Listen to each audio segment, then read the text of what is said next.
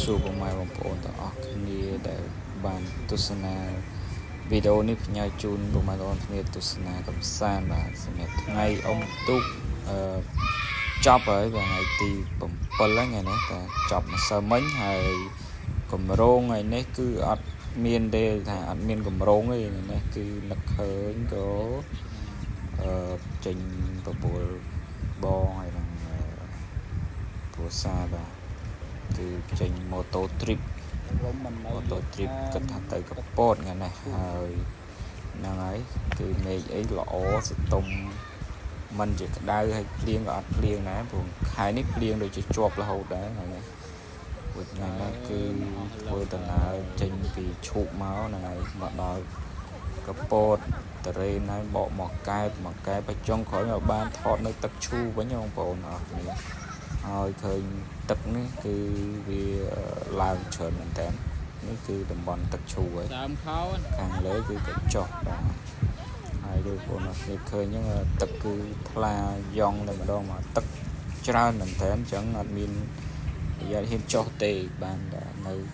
ខាងបន្តិចទៅយើងឃើញថាជិះម៉ូតូពេញមួយថ្ងៃអីនេះថ្ងៃម៉ោងចុងក្រោយដែលចុះមកទឹកឈូនេះខ្ញុំចុះមកព្រោះហត់ដែរបានសម្រាប់បានបន្តិចហ្នឹងហើយយើងក្តៅស្អុះស្អាប់ដែរព្រោះយើងជិះម៉ូតូច្រើនម៉ោងដែរហ្នឹងប៉ុន្តែជិះលក្ខណៈជិះលេងហ្នឹងបងប្អូនហ្នឹងយើងជិះលេងដើម្បីមកកំសាន្តឈៀលអញ្ចឹងណាម៉ូតូ trip នេះហើយឃើញថាអ្នកថតវីដេអូនេះក៏ស្អាតមិនធម្មតាដែរមុខនៅខ្ចីញ៉ាញ់ហ្នឹងព្រោះទៅបីបិទតែជិះម៉ូតូផ្លូវឆ្ងាយមែនតែនៅសម្រស់គឺនៅ